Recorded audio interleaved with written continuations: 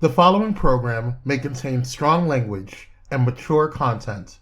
Viewer discretion is advised.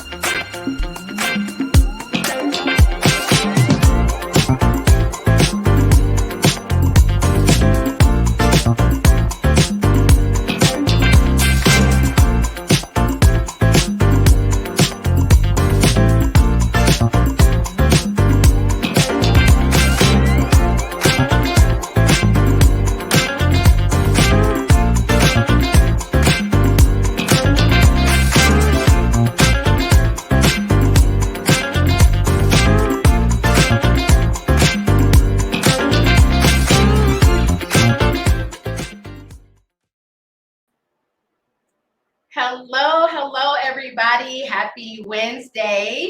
I am Tasha Champion, your host of She Is Shenomenal, and I am glad to have you guys all back. As you can see, I have an in-person guest today, which I'm really excited to chat with. We have a great conversation coming up. We're going to be talking about being physically functioning, but mentally drained. And I know just by saying the title, you guys all know what that means as an adult, as parents, as entrepreneurs, as workers. We keep going and going and going and going and going, and we're just functioning, but mentally we have just completely checked out sometimes. So before we get into that, I always have to remind you guys of your mammograms. So as you know, I'm a breast cancer survivor, so I'm a huge advocate for making sure you stay on top of your health. And one of the ways to do that for women, and let me make sure men understand, if there's a history of breast cancer in your family, you do need to talk to your doctor about getting a mammogram for yourself. It's done a little bit differently. It's ultrasound, but you still need to do that. As a guest, if you have not done it, I'm going to push you to do it too. But make sure you guys are getting your mammograms. I am actually running a challenge. If you have had your mammogram from January of 2020 all the way up to July 1st of this year, you are eligible to register for the mammogram challenge. The winner will be announced at our second annual Shenomenal Women's Brunch. You win a huge gift prize box. There's so much that you are given just because you are a yes to smash your boobs. The smash can save your life. And be sure you call a friend. I call it being breast friends, to make sure that you guys are getting your mammograms. That one call you make to your friend, your family member, can definitely save your life. So get your mammograms. And of course, I have to make sure that I mention the second annual Shenomenal Women's Brunch. I am so excited. I can't believe it's been almost a year since the first one. The second one is right around the corner, and it is a do not miss. I have incredible speakers, like fire speakers. You will be meeting them soon, but you want to be at the brunch to hear what they have to say, because they are going to awaken your Shenomenal and Phenomenal life, because I do welcome our men to come and join us in a celebration of women. So make sure, Darlene, I see you will be there. Thank you so much. I can't wait to have you guys all in that space. So July 9th, 2022 at the Hilton Garden Inn, 10543 Sierra Avenue Fontana, California, 92337. From 11 to 4, we are going to network. We're going to empower you. We are going to just really awaken and embrace that Shenomenal glow that we all carry. So I can't wait for you guys to be a part of that. Get your tickets today. It absolutely will sell out. So don't forget. All right. So I am not doing a Shenomenal spotlight this week. And the reason why is because we have had another tragedy yesterday. We had another school shooting. It's so difficult to say another. That part is so hard to say, another school shooting. And this one, and guys, please understand, it doesn't matter whether it's middle school, high school, college.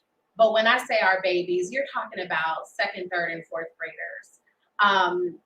And what's so unfortunate is in the country we live in America, there are just not enough gun laws. And now understand, Tasha Champion, I am not a political person. I don't get into a lot of political talks, but my personal opinion is there's so much money in guns and in the NRA and the people that run the country that have a part of the NRA. So why would they really give us stricter gun control laws? And because of that, people are just shooting things up, you know, and we already had the shooting, just a week ago in Brooklyn, the racism that just continues to play out. Being a mother of, being a Black woman that has Black children, especially 3 sons, it's a very scary feeling sometimes. And they are, you know, pretty much adults and getting ready to go out into the world. And I almost just want to keep them locked in the house with me where I know that they're safe. But that's not essentially a way of life. It's not a way of living. They get to enjoy life. And the only thing I can do is keep my children covered in prayer, and for them to remember to check in with their own spirit. If something doesn't feel right, it ain't right, walk away, get up and go, whatever you have to do. But as a mom, to all the moms out there and fathers, to all parents, to even all aunties and teachers, those that are just always in contact with our kids, love and prayers to you, love and prayers to the families that were affected yesterday. I mean, you got to think it's the end of the year. So imagine how many of these parents had, oh, look at these babies. Imagine how many of these parents had summer vacations planned for these children. And now instead of planning their vacations, they are planning funerals. They are planning life without them. So just a lot of love to all of these families. A lot of love to the victims in Buffalo. I think I said Brooklyn, my apologies, in Buffalo, New York. And let's just keep each other covered and encouraged. And all of this that's going on, it makes you understand that the little arguments and pettiness that you have going on, it's not that serious. Apologize to people, love on people, forgive people, and let's just really embrace, because we never know how much time we have. So absolutely, that's that. And can I just say, when does this not become the norm? Like you mentioned, to say another, there's an indication that this is repetitious behavior. Yes. And when does this not become the norm? You also said you want to keep your children home where they're safe. Those parents send their children to school where they should be safe. That part. And so it's difficult. It's hard. It's difficult. And then there's this cycle. I saw it on Facebook, and I don't remember exactly, but it's like, you know, mass shooting, a lot of vocal talk, a lot of tears and prayers. Political parties do nothing. It starts to quiet down, and then we're back to mass shooting. This is just the cycle. It's the loop. It's almost just win. And it's unfortunate. It's so unfortunate. So again, prayers to all of those families in Buffalo as well as in Texas. Terribly sad. Ties a lot into our subject today. It does. Being mental health. Yes, we are talking about mental health today, physically functioning, but being mentally drained. And I am going to have Dr. Danyelle Beal on. She is a clinical psychologist and behavioral analysis.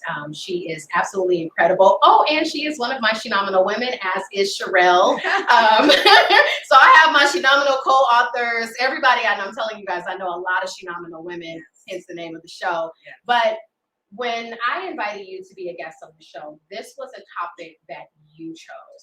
Why was this important to you? What did this mean to you to talk about physically functioning but feeling mentally drained?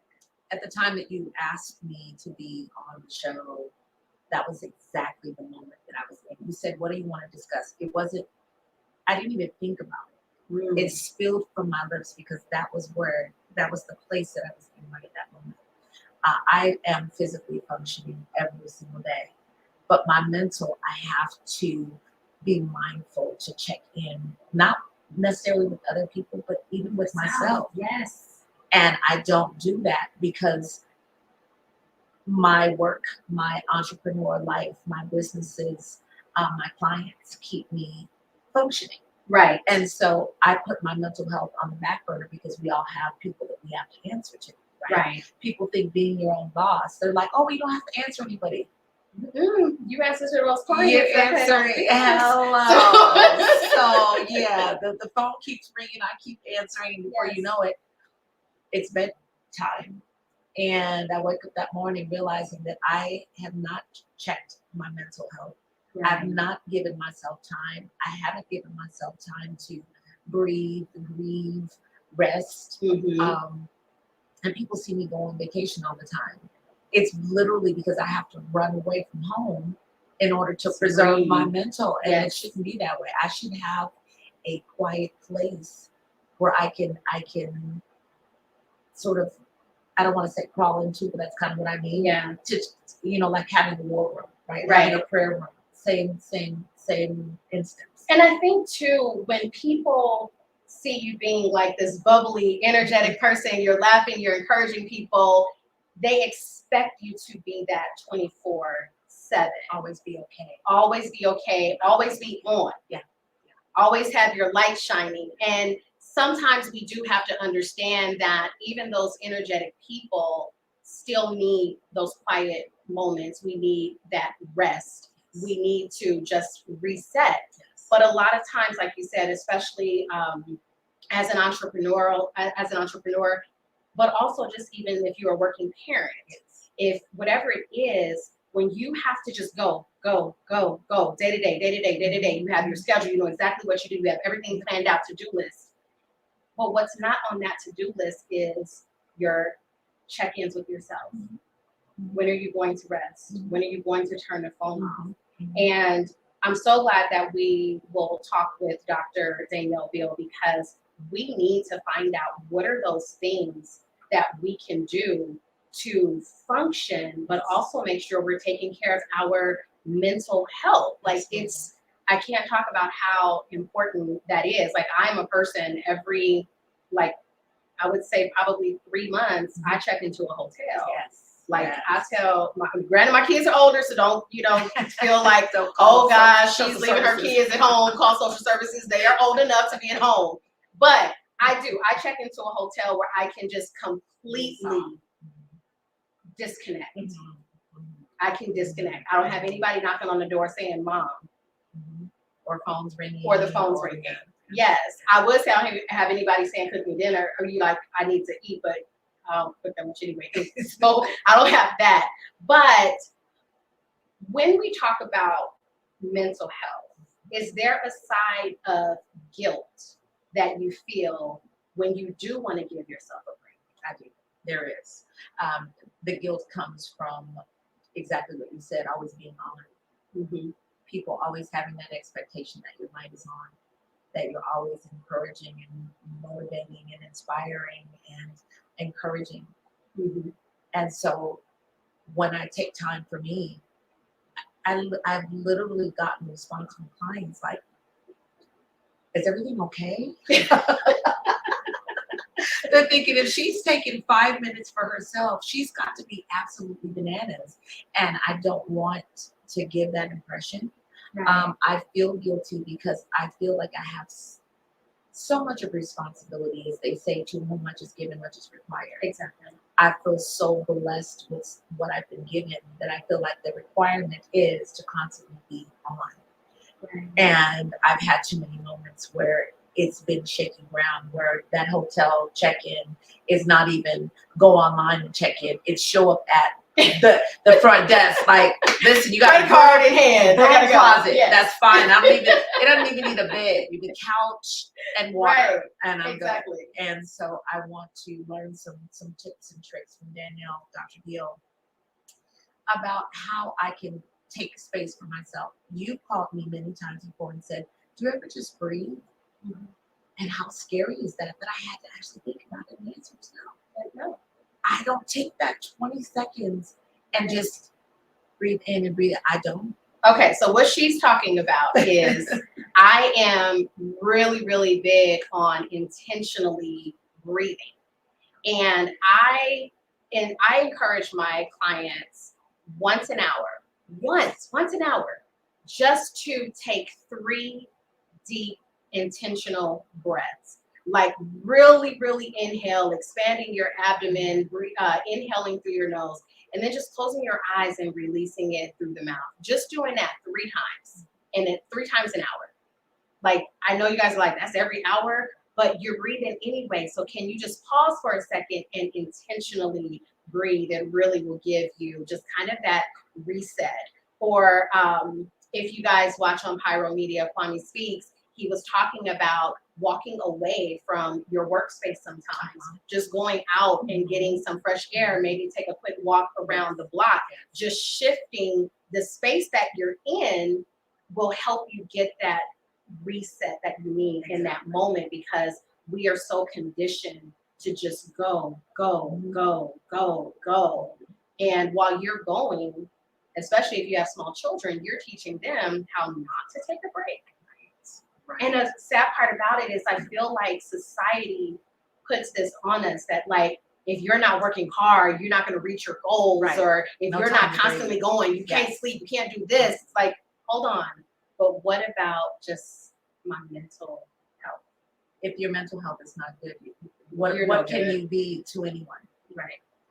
It's taken me a little while to get to that place, and I think that recent events in my life have taken me away from the progress that I have made with learning how to take time for myself. Right. And so I have got to get back there, because you feel, you ever, if you're sitting at a stop sign and a train is coming, you can see that train coming. Right. And you have the ability, if you're in the way of that train, to move out of the way. Right. I'm in a space where I know I need to move out of the way because of what's going on and my commitment to my business and to my staff and to my clients. Right. And I've really curbed the commitment to myself. And I want to get back to that place. And I feel like the best way to do that is to speak about it. Right. Because absolutely. I know I'm not the only entrepreneur in this space. And I not only want to get back to that place for myself, but I also want to give a forum for other entrepreneurs to understand that they're not alone. Right. And feeling like the world is on their shoulders, and so they don't have an opportunity to vent or take time for themselves. That's critical. Now, I want to respect wherever you are and what you want to feel. Are you comfortable talking about the events that just transpired in your life that totally shifted pretty much kind of your existence? Yes. So let's talk about that, because it's one thing to have the entrepreneurial life and the things that you're doing, and you need to take a break sometimes. But what happens when now there is something that almost feels debilitating? How do you, and again, we'll be talking to Danyelle about this, but how do you make strides to come back to a place that is now so forever changed? Exactly. To answer that last question, my honest answer is I have no idea. And I'm okay. Hold on, pause. We are going to applaud that, because we become so conditioned to say that we're okay. And that if somebody says, well, how are you doing? I'm good. And then we have this thing where we tell people, oh, you're so strong, be strong. Stop telling people that, because what you're saying is, because what happens is when you constantly tell someone to be strong, when they have a moment where they need to cry or break down, now they're feeling weak, and they're confusing emotion for feeling weak. So I really appreciate you saying, I don't know. I have no idea. So talk about what this is. Absolutely. So My mom is my best friend. We grew up together. She had me at a very, very young age, and she has been my best friend forever. And she is my light and my hope and my strength and my greatest fan and my biggest supporter. Person I probably fought with the most too. But she was everything. And we celebrated her 70th birthday on January 14th this year. And she wasn't feeling well. I kept saying, no, Mom, you really need to get tested for COVID. She went and got her test on the 20th of January. And by the 28th of January, she was in the hospital with COVID. On the 30th of January, they put her on the ventilator. And on the 13th of February, Super Bowl Sunday, I had to go and have the machines turned on. And how do you go from dancing the night away on the 14th of January and 29 days later, saying goodbye to your best friend, your rock, your everything? And I have not really taken time to heal from that. And will I ever is a good question. Probably a question I should ask myself. But I have to say that if it wasn't for this entrepreneurial spirit, for my businesses, for the people's lives I'm responsible for, my staff, my children, I don't think I would be in one piece, because it's been the fuel that's been driving me. However, does this really mean it's the distraction that I need to keep me from having to process this disease? Yeah. And I think it's the latter. I think I've been hiding behind that. Right. I also feel like my mom is encouraging me. We've had so many conversations when she was here about being strong. And, I don't want you to mourn my loss.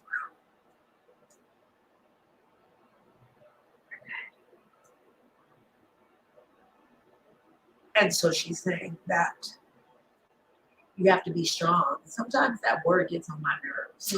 That's why I just said. I don't want to be strong all the time. I want to fall out in the middle of the floor and kick my feet and hold my breath and shout.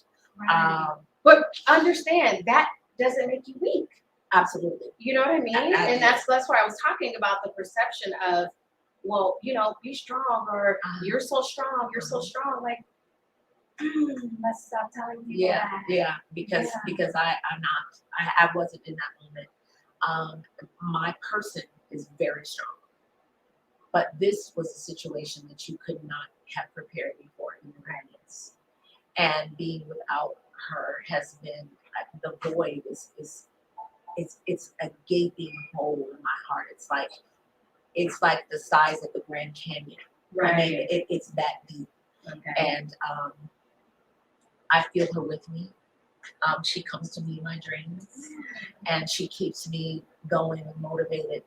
It's that first month or two. Thank you so much. It's that first month or two that I was a whole mess. Yeah, I was a whole mess. And then I'm glad that you brought this up and that you are comfortable sharing about this loss in your life, because, again, going back to America, we don't get that time to grieve or to mourn. And you know what? Let me not say even grieve or mourn, but we don't get that time to process the loss that we have to deal with. Absolutely. So you're dealing with a loss. First of all, you're already dealing with being an entrepreneur and just wanting time to yourself sometimes. Right. Then you have this loss. So how does the mental health part of this skyrocket into what in the hell do I do and how? It puts me in a place where I feel like I want to be angry with the world because COVID came and stole my mother. At the same time, it has been a silent killer in this country for the last 2.5, almost 3 years. Right. So I can't be mad at that.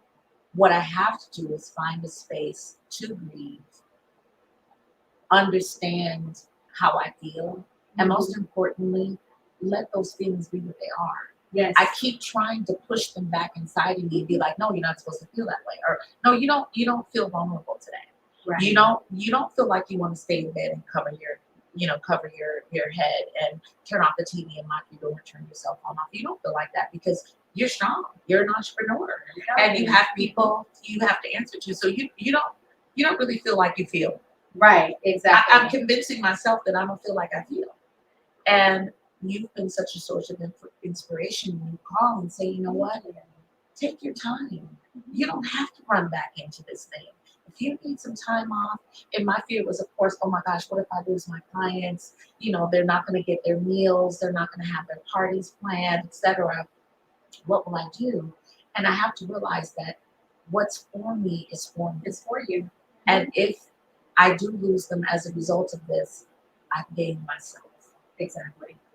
Now, saying that to you is really simple. Okay. Doing it is a total different thing. Shoot, I can play that back to myself. Right. It sounds good, but that's not what's happening. Because when you're in the thick of it, like you said, it sounds good, but it's not quite what happens. And like I told you before, and I'll say this, I hope you guys catch this too, when she said, what's for you is for you. Absolutely. So if a client does find another chef or walks away or whatever, what that really means is that God has already prepared 2 and 3, 4 more people to come right on along in that space, because he's never going to let you go without. And I'm smiling so hard because that's exactly what's happening. That's what's, because it's what's going to happen. Yes. And we get to a place where we have to understand that when God says rest, you rest. When your body says rest, like our bodies literally tell us what we need to do, and we don't always listen. And if we don't, it will shut down. It will shut down. Yes. It will shut down. Body says, I'm running things around here. Exactly. All right. So we are going to go to a break.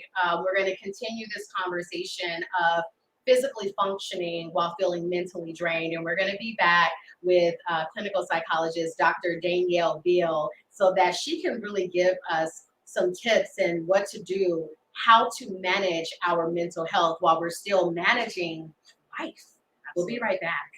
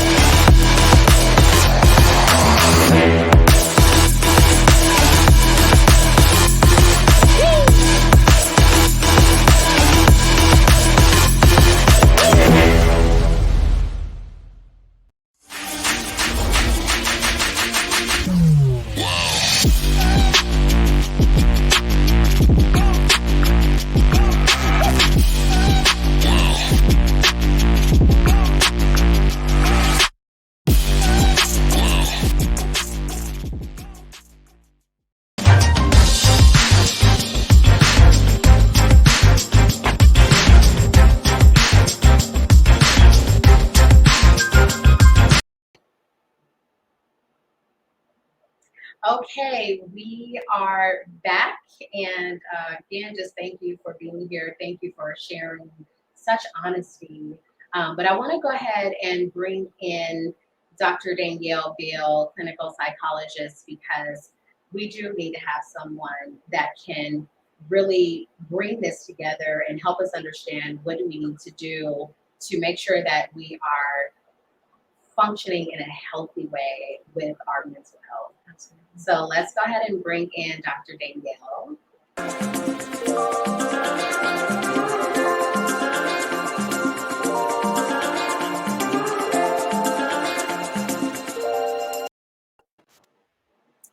Hello, Dr. Danielle Beal. How are you? I'm good. How are you? I am wonderful. Thank you so much for being here and being in this space.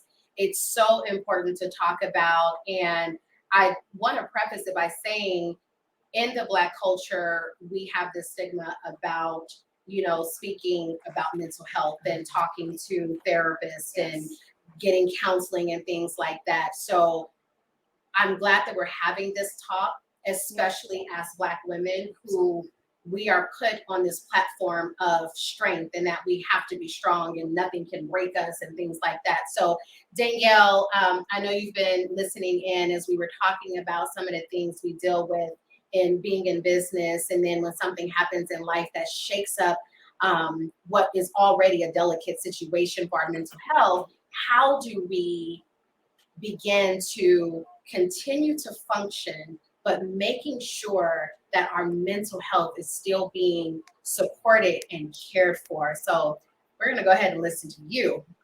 Thank you. So I want to kind of frame that point that you just made about specifically mental health in the Black community. I think I've been operating and serving as a clinician for 24 years now.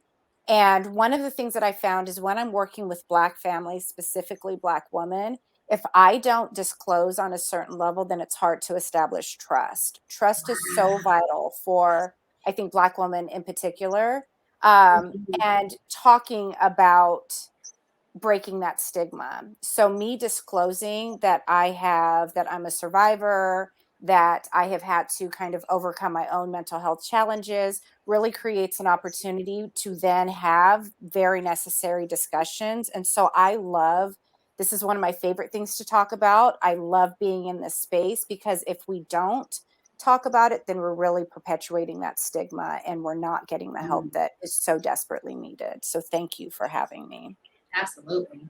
The other thing I want to say is, Ms. Shirrell, that as you're talking about being an entrepreneur, I wanted to just kind of highlight that your first generation, it sounds like, right? Like this is your legacy, right? That you're trying to build.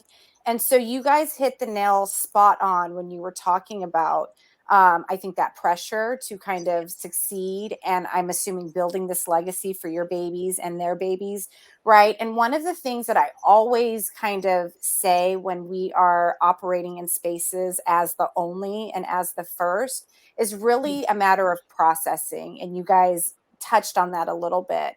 So for me, that looks like self-reflection. So it's not just processing what's happening, but it's really learning how to stop and check in with yourself. So Ms. Tasha, I heard you say breathing, which is a good kind of way to ground yourself. But then what are we doing? Like, what are actionable steps that we're doing? And I think what's really important is to self-reflect. How am I feeling right now? What feels good in my body? What doesn't feel good? Right? What is kind of coming up as irritating? What are operating as triggers? What is kind of happening? And when you get really good about doing that, and some of the things that I say that I recommend to my clients is set a timer every hour and just check in with yourself, jot down what is your body going through. Sometimes I kind of liken it to feeling inflamed, like an exposed nerve, that you're feeling like this, but you haven't registered that you're feeling like this. So then things are happening in your environment and it's creating more tension. It's creating more agitation for you. And then you're getting home or you're working in another environment and you're snapping or you're flashing, right? And when I see people engaging in these behaviors, I know that sometimes they have no aware that all of this stimuli is happening on the outside of their body and on the inside. And if you don't get good about self-reflecting, you're carrying this and then you're expelling it, right? And so that I want to stop and kind of get any thoughts about that if you have any before I move on, because we're about to go a little bit deeper. I do.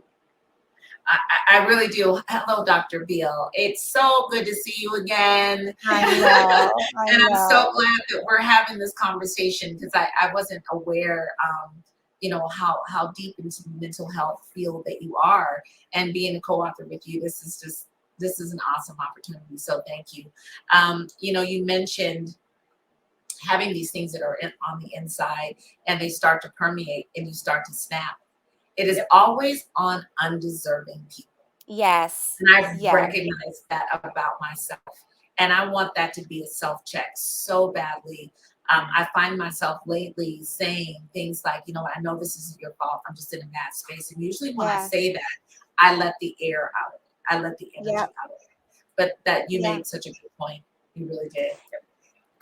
Yeah, and I think it's so important that if we don't stop and take responsibility for some of those outward behaviors that we find ourselves engaging in, then I think we're really doing ourselves a disservice and the people around us, the people that we love, right? So I always say that I'm on this continual healing journey. You didn't know that I was deep into this. I know we're co-authors. I do want to say this, that I actually got my mammogram on the day that I defended my dissertation. So I had a mammogram, and then I moved into my dissertation and I passed and I became a doctor. And as I posted, this huge monument, I was like, but I got a mammogram. So yes, I saw that. I love that. Yes, I got a mammogram. Yes. And then I conquered this beast. But it's really important that we understand who we are, and not just, like I hear you say that you like vacations and you really protect that time, but checking in with yourself consistently. And as you are kind of getting to know, right? So like I've gotten very, very good. Let me back up a little bit. I was going to say this. I always say that I'm on this continual journey. And the work that I do, I call heart work, because it really is intentional work. It's really about getting to know yourself in a way so that you learn how to protect yourself, because if you don't do it, no one else is going to. No, not at all. Well, no. Right. And so as you are starting to kind of get to know like what your body, right, triggers, I think is a huge thing that we don't talk enough about. In my 43 years in life, I'm still can be agitated by something and then go to my very Black therapist who tells it like it is and uncover triggers that kind of started and erupted for me in my childhood, right? And so if we don't get in tune with those things, then these behaviors can perpetuate. As we're kind of winnowing down this information and making sense of it, I think it's really important to start to identify what your values are. So for me, I really hate it the way that I would flash on people. I always like joke. It's not a joke. It's not funny that I would flip tables, right? And I was like enraged, right? And I just carried this anger around with me. And people that I love would get the extreme of it. And that didn't make me feel good. And I remember as I started doing some of this healing work, really like trying to identify what do I want to achieve in these relationships. And so for me, it was identifying values. And one of my number one values right now is centering relationships with the people I'm in, right? What does that look like? Mutual respect, adoration, love. I have a heart of service. And so am I engaging in that value when I'm interacting? And so I'm sorry, Danyelle, can we pause for a second right there? Because I feel like sometimes when you have this heart of service, I have a heart of service, I know you do. How do you protect your mental health as a heart of service? Because sometimes when you have that type of servicing spirit, it's hard to say no, or we're like, we're going to tell everybody yes, because we want to be there for people, we want to celebrate people, we want to be of service. So I'm glad that you brought that up, that you have that same type of spirit. But when you do that, what is that doing to your mental health, and then how can we kind of balance it? Yes. So this is where, so we have processing, right? So checking in with yourself. A part of what I hope that you can learn to do is identify, this feels good. So for instance, you invite me someplace. This is an example, Tasha. You invited me, right? And I really wanted to honor that commitment. I'm very big about commitment. As I checked in and as I compared it to something else that came up in my schedule, I had to say, am I going to go into this thing holding resentment because I didn't get to do this other thing? Right. And I had to kind of weigh out what was important to me in that moment, what I needed. And then I was honest and transparent with you about that. I said, I am deeply committed to this. I'm really bummed that I'm missing this opportunity, but this came up. This is what I feel I need in this moment. So I still centered and maintain the rapport that you and I have and that relationship Yes. while honoring what my body was telling me, right? Does that make sense? Absolutely. 100%. Absolutely. 100%. Right. Because, and I'm in glad you said that, because I think we feel that resentment sometimes when we are a no, or if we have to change something, we do hold that resentment in our bodies instead of just honoring. And I'm glad that you're explaining it in this way, because when you told me about that, I just wanted to honor you and be like, girl, go, like, we are good. Yeah. But in hearing it in this way of, I wanted to honor how I felt. How many times do we really sit and say, hold on, let me honor what I feel and what is best for me? And we how don't powerful. do that. How powerful. Gosh, thank And you. you can't get to that point if you don't learn that skill of self-reflection, right? Being honest with yourself before anyone else, because I know we know that saying, put the life mask on you before others, but we're in this society that cultivates like busyness, right? And you know, in my own healing journey, through my own experience, I'm like, if I'm not okay, then I'm carrying around all this stuff and it's affecting. So processing, identifying what my values are, and then really engaging in behaviors that honor those values, I think is really important. But you've got to be clear about that first, I think is kind of the most important foundational piece to this. I like the word identifying, because you have to identify your feelings in order to process them.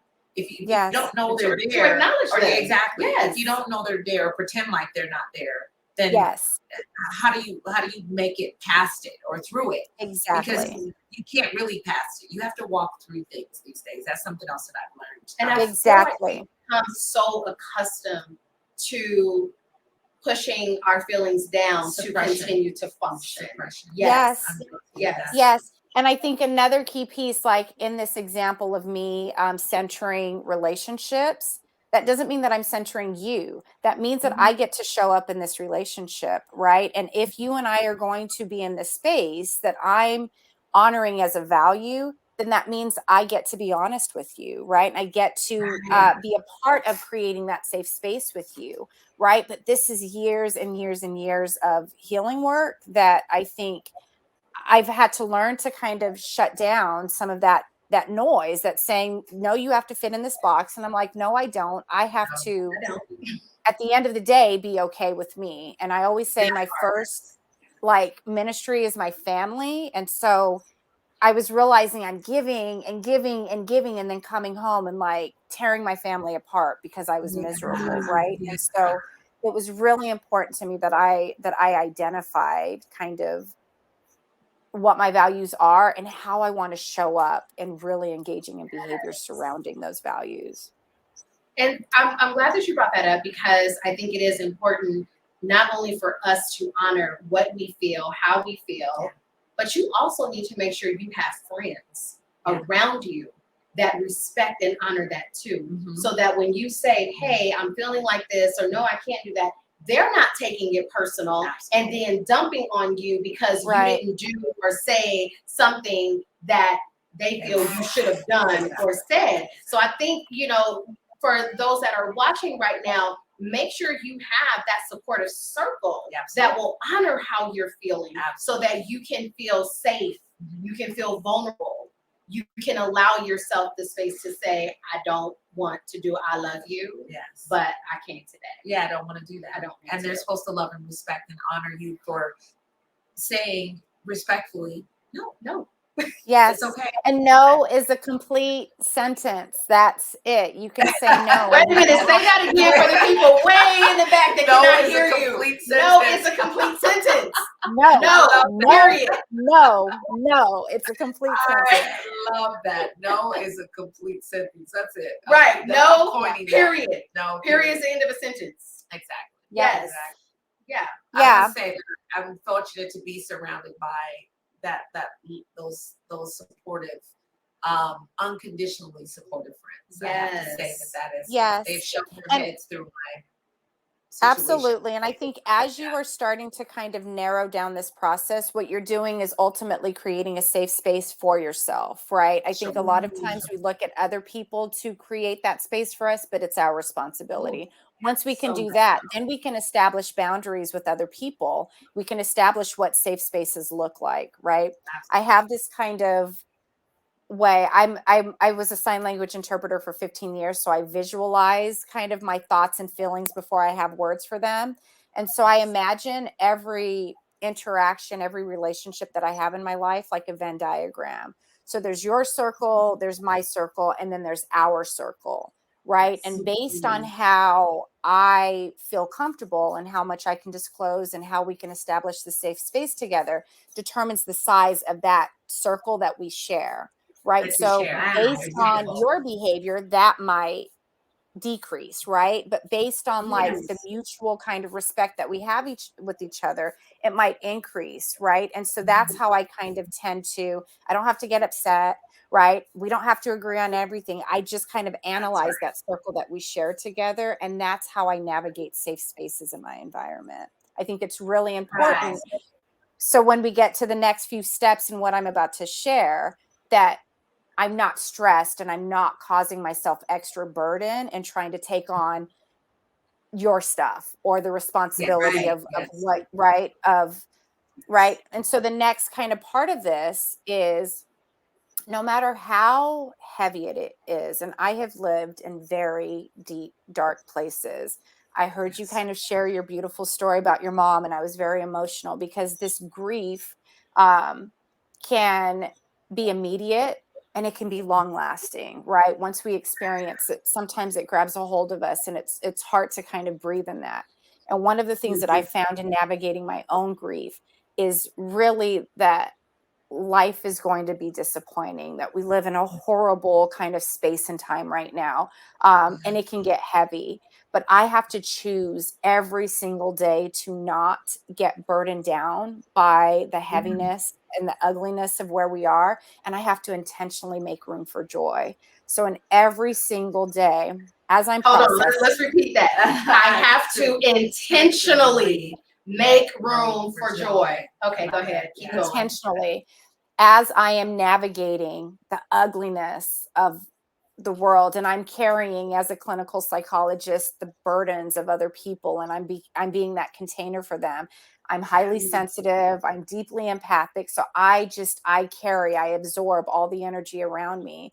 I have to intentionally be checking in with myself, determine what I can handle, what I can't handle. Am I acting in honor of my values? And where am I finding joy?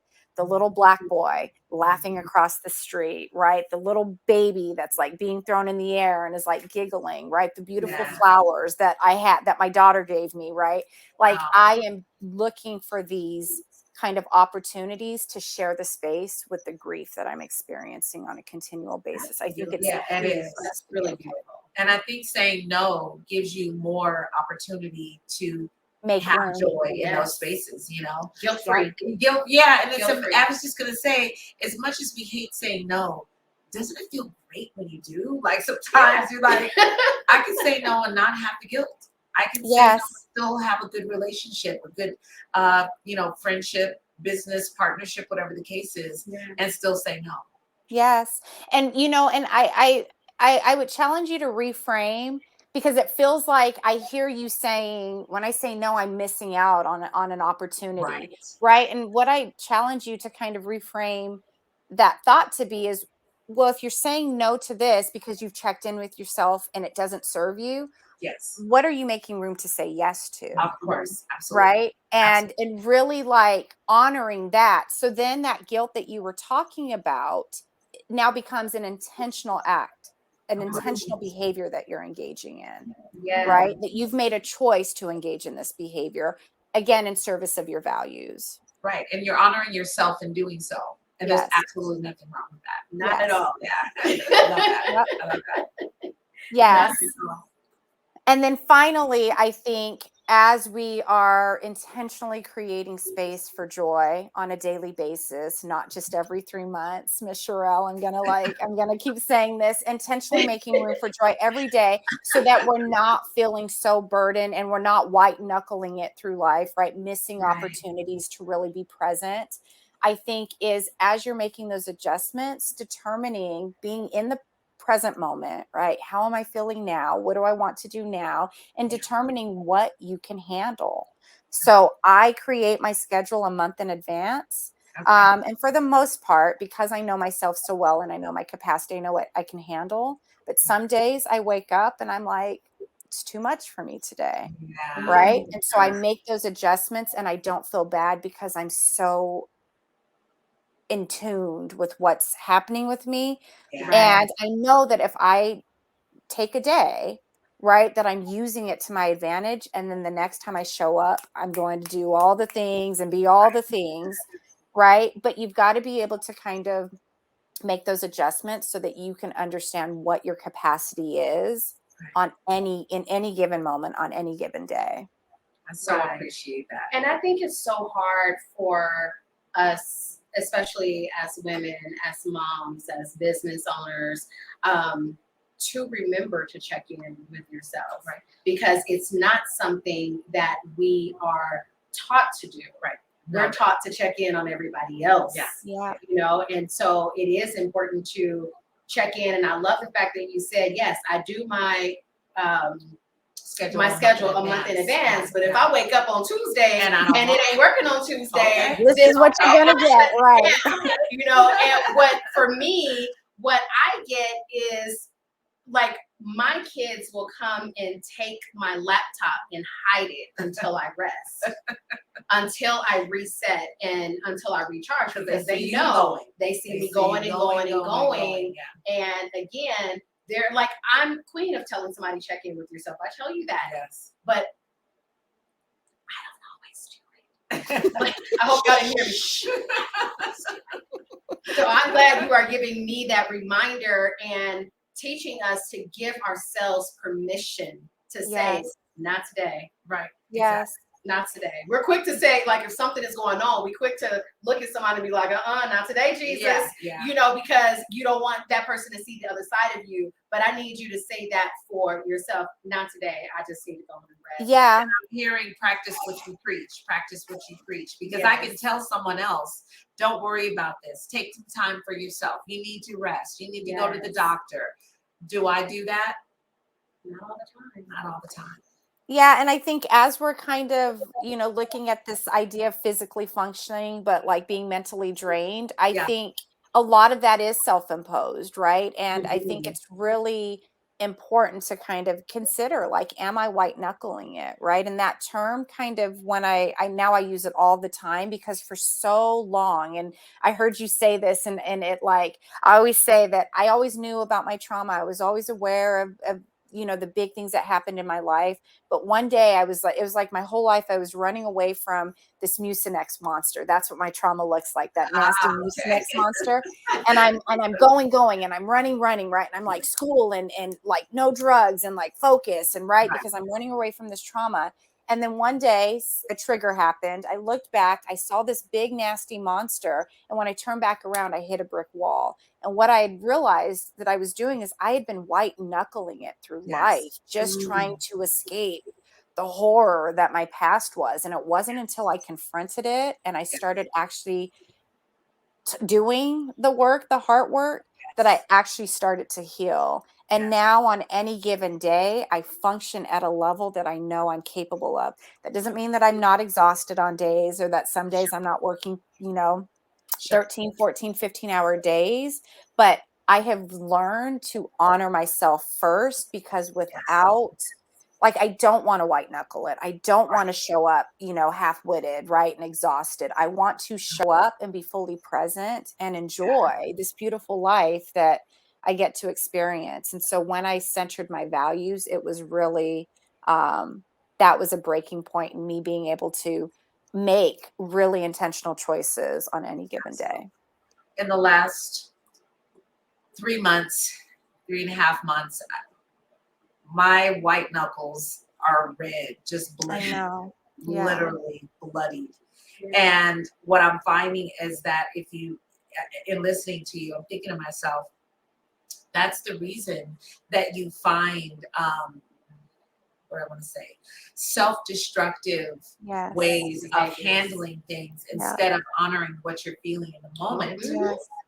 And then you go somewhere else. The Yes. first month, maybe or more, I was drinking every single. Yes. And not to the point of drunk and pass out, but that was my Mhm. pacifier. That was my, okay, you got to open that bottle of champagne because this is how you feel and this is how you're going to get through the day. Yes. And I started to recognize that I was using a self-destructive Band-Aid to fix how I was feeling. Yeah. And Yes. so that's why when you asked me about the show, the first thing that came to my mind was, you got to check that mental health girl.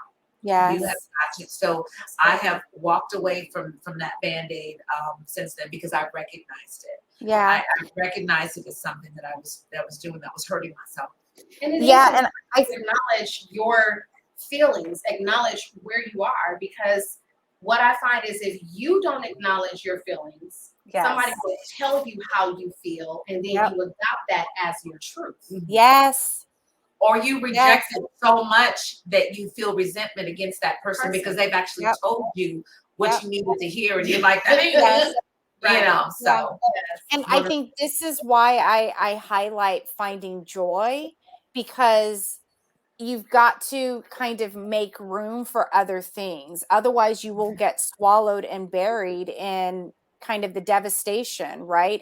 And so like today was a very busy day and I knew I could show up, and there were moments where I saw the victims, right, over, from the past 2 months. And knowing that at some point I need to stop and grieve because I'm carrying this, right? I know I'm carrying that. I'm aware that I'm carrying it. Making that time to process and grieve and go through that process, while also knowing that simultaneously I can feel joy too, right? And so I think it's really important. That's why I highlight that, because otherwise we can be completely consumed. Absolutely. Wow. So can I ask, how do you prepare for those moments when you see those triggers or you feel those triggers? You know they're right there, like you can see them coming, and somehow you've either not gotten completely out of the way, or you've watched it coming and you stand there and go, okay, it's like having a hot flash. You know it's going to happen. You let it happen. Yeah. So a couple months ago, I was in my optometrist office and I was very stressed about having to get bifocals and was not happy about it. And I felt very dismissed by one of the technicians there, and had been doing some deep, deep therapeutic work recently with my therapist, and knew that when I feel dismissed, I enrage and have this very visceral reaction. I went through a whole cycle of panic. I called my husband and it wasn't until he said, Danielle, like, this is what's happening, right? And he helped me recognize, because I was inflamed. I was this exposed All nerve. the way up. And I literally stopped. And I went back in, and with everything I could muster, because I did not want to damage that relationship, went in there and said, I'm not okay. I need to leave. I will get back to you. Right. I was having a full on panic attack. Wow. But I have like just tacting is where you just label, this is what's happening to me in this moment. This is the best I can do. I have to leave this situation. Okay. Right. And literally, then I had to go, before I could drive, I had to de-escalate. I had to go through my grounding exercises. And then I had to call my husband to, right. But I did the work first. Let me get to a place where I am calming the inflammation, if you will. But it's not easy. And if you don't identify those triggers, you walk into them, then you have this reaction. So I just don't know if walk that away from it. Just walk If away. that's If you what feel you like need that's to what you do. need, just remove yourself. Yes. And for me, I went back and repaired, right? So when I was okay, I didn't go into my history of trauma, but I said, I didn't like the way I was treated. This is how I was made to feel. Yeah. I was wrong for engaging in this behavior. Moving forward, if I'm going to frequent this place, this is what I expect of you. Can you handle that? They said Got it. yes. We're going to try it again. Done. Exactly. Done. And that's how we get to do that. So we are going to take a quick break. This has been such just a really good conversation. And, it's as fast as it comes and goes. So we're coming to the end. We're going to take a quick break. And then I want you guys to share with how people can find you guys. So let's take a quick break.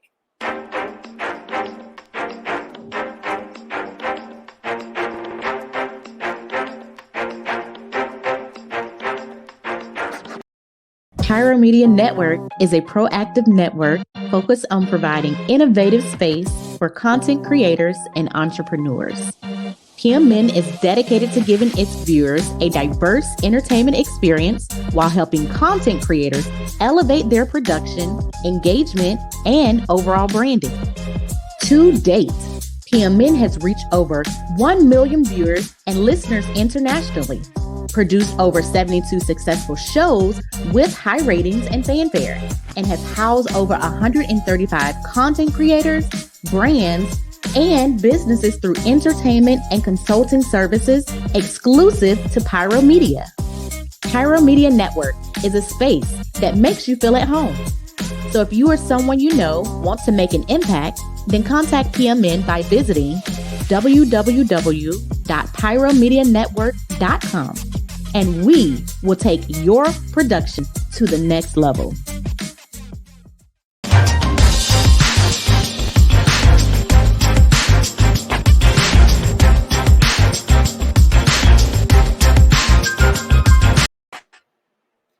Okay, so this conversation was so good and so juicy and so many phenomenal nuggets dropped that we are actually over time. So my apologies. What I will do is, number one, Danyelle, of course, we have to have you back on the show to really share your story.